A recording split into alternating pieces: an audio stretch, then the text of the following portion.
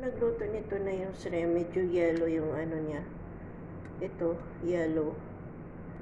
Hindi ko alam kung anong klaseng ano to, hipon. Lalaki siya.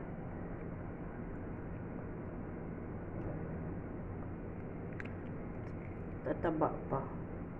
Taba yun. Yellow siya.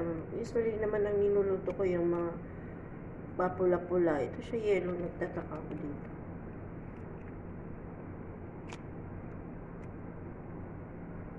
Malaki na. Malinis na po ito. Bukas tatanggalin ko na lang yung mga bitukan niya sa likod.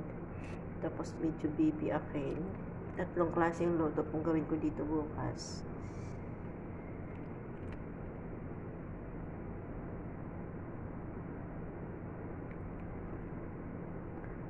Ito lang size. Lalaki.